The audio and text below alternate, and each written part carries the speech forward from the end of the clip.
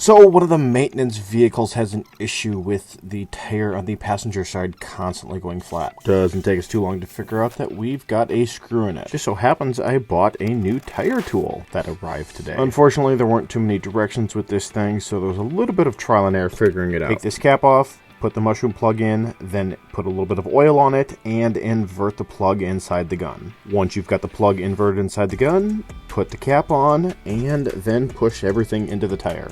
There is a little black piece of plastic that goes on the end of the gun that helps you feed it into the tire a little bit quicker, and this one took a little bit of grip strength in order to get it in there.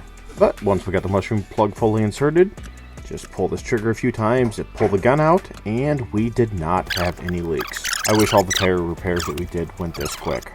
Pump the tire back up, and then check to make sure we don't have any leaks on that plug. Once we got that one taken care of, it turns out we have another hole in the tire that came from a finishing nail.